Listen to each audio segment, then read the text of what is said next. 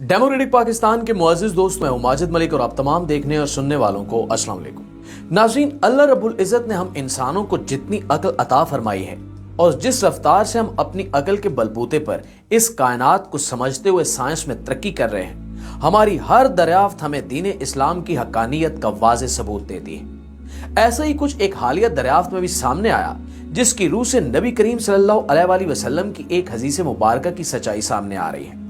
ये दरियाफ्त इस कदर बड़ी है कि इसको दरियाफ्त करने वाले माहिरीन खुद भी इसको नबी करीम सल्लल्लाहु अलैहि वसल्लम की हदीस के साथ जोड़ने से नहीं रोक सके। इनका बेसाख्ता जवाब यही था कि ये तो वैसे ही है जैसा हदीस में बताया गया है। ये दरियाफ्त क्या है और हदीस मुबारका में किस चीज की पेशगोई की गई है, आज की इस वीडियो में हम इस पर मुकम्मल तफसील से बहस करेंगे। प्यारे साथियों, नबी करीम सल्लल्लाहु अलैहि वसल्लम को अल्लाह रब्बुल इज़्ज़त ने हजरत जिब्रील अलैहिस्सलाम के जरिए शब मेराज पे अपने पास बुलाया। नबी करीम सल्लल्लाहु अलैहि वसल्लम तमाम आसमानों को पार करते हुए अर्श तक पहुंचे। वहां पे दोनों महबूबों के दरमियान जो भी बात हुई उसे हम इतना ही जानते हैं जितना कि नबी करीम सल्लल्लाहु अलैहि वसल्लम ने हमें बताया है। लेकिन इस सफर के दौरान नबी करीम सल्लल्लाहु अलैहि वसल्लम को जो मुशाहिदात हुए वो भी नबी करीम सल्लल्लाहु अलैहि वसल्लम ने हमारे लिए बयान फरमाया है। जब नबी करीम सल्लल्लाहु अलैहि वसल्लम सफर मेराज से वापस आए तो सहाबा कराम में से बहुत सारे लोग ये जानने के लिए बेताब थे कि ये सफर कैसा था। इस पे नबी करीम सल्लल्लाहु अलैहि वसल्लम ने सहाबा कराम को इस सफर की तफसील से आगाह किया। वहीं पे कुछ ऐसे सहाबा कराम भी थे जिनका तजस्सुस और जज्बा शौक हद से बढ़ा हुआ था।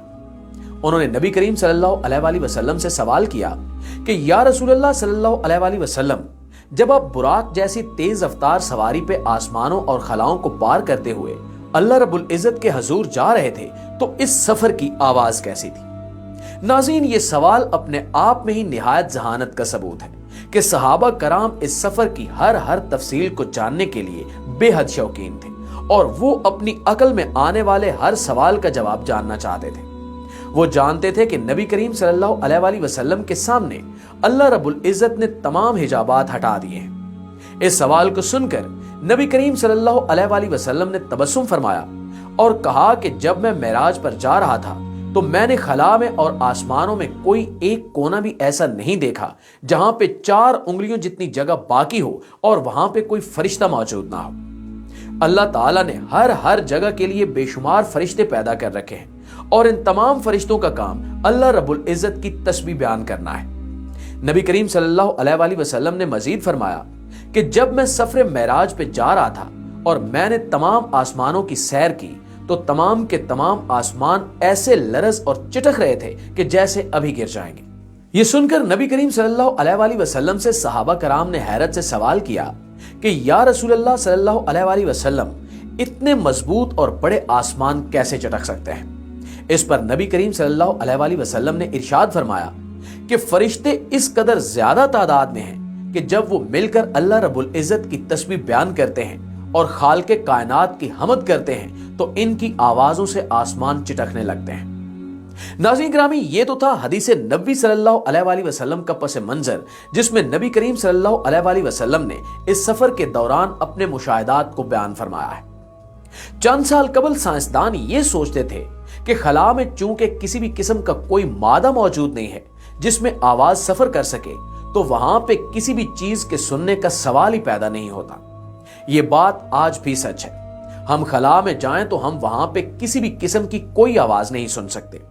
इसकी वजह यह है कि चूंकि खला में किसी भी किस्म का कोई मादा मौजूद नहीं है जिससे आवाज गुजर सके, तो वहां पे किसी आवाज का सुनना ही नामुमकिन है। अलबत्ता साइंसदान इस बारे में जानने के लिए बेहद पुरशौक थे कि अगर खला में आवाज सुनाई दे सकती तो वो आवाज कैसी होती। हम सब जानते हैं कि सियारे सितारों के गिर्द बेहद तेज रफ्तारी से गर्दिश करते हैं।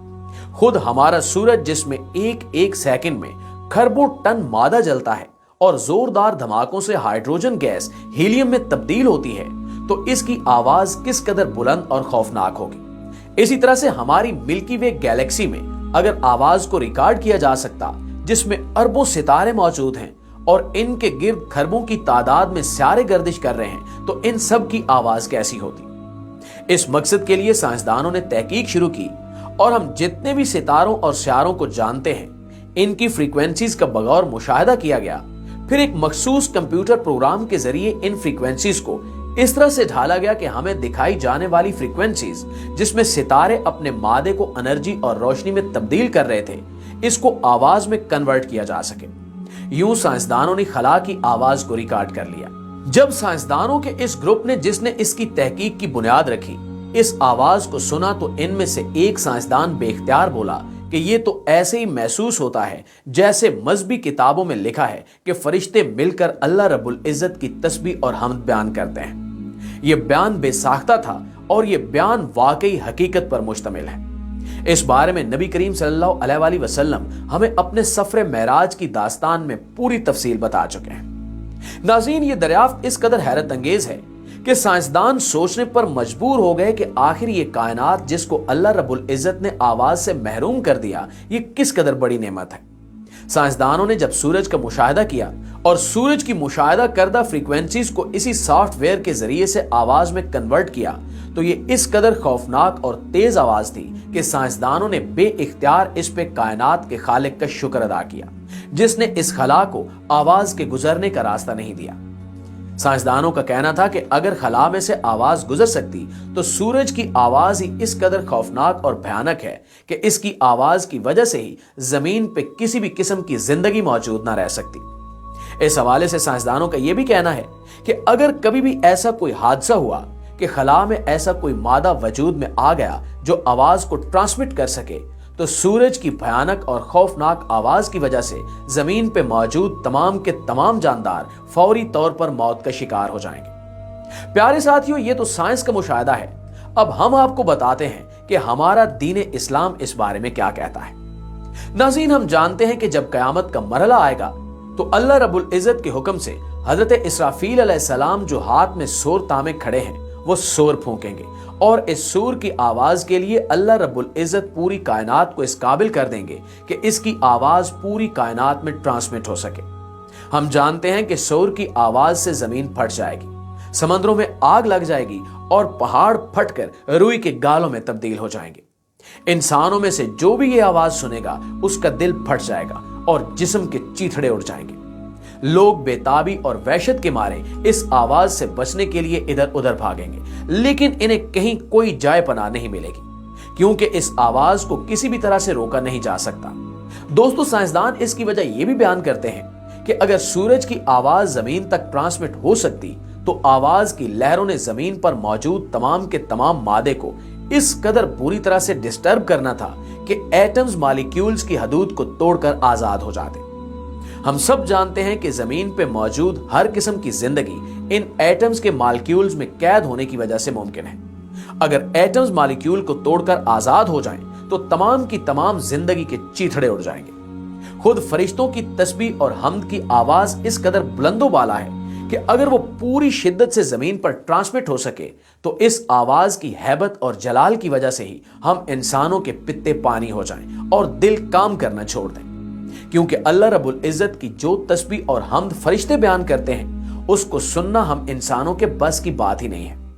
खला की आवाज जो साइंसदानों ने रिकॉर्ड की है ये भी निहायत ही कम दर्जे की फ्रीक्वेंसीज पर रिकॉर्ड की गई है ताकि इसे सुनने के काबिल बनाया जा सके और इसे सुना जा सके। वरना साइंसदानों के मुताबिक ये आवाज इस कदर बुलंद फ्रीक्वेंसीज की है कि अगर इसे पूरी शिद्दत में भी सुना जा सके तब भी हमारे कान इस काबिल ही नहीं है कि इस आवाज को बर्दाश्त कर सके, ना ही हमारा जिस्म इस काबिल है कि इस आवाज के असरात के सामने ठहर सके। अवल तो हमारे पास ऐसे आलात ही मौजूद नहीं हैं जो इस कदर बर्दाश्त के हामिल हों कि वो इस आवाज को हम तक ट्रांसमिट कर सके। प्यारे साथियों, ये अल्लाह रब्बुल इज्जत का किस कदर बड़ा करम है कि उसने कायनात के दरमियान मौजूद इस वसीओ अरीज खला को इन आवाजों के लिए मादे से महरूम रखा और हमारी जिंदगियों को खतरे में नहीं डाला। इससे यह साबित होता है कि यह कायनात खुद ब खुद नहीं बनी बल्कि इसको बनाने वाला खालिक और मालिक मौजूद है। बेशक तमाम तारीफें अल्लाह के लिए हैं कि जिसने इस कायनात को अपने हुक्म कुन से पैदा किया और वही अपने हुक्म से इस पूरी कायनात को फना करेगा। जी तो मुअज़्ज़िज़ दोस्तों, ये थी हमारी आज की वीडियो। इस हवाले से आप दोस्तों की राय क्या कहती है नीचे कमेंट सेक्शन में हमारे साथ शेयर जरूर कीजिएगा। इंशाल्लाह आपसे मुलाकात होती है अगली वीडियो में। तब तक अपना और अपने प्यारों का ढेर सारा ख्याल रखिएगा। अल्लाह निगहबान।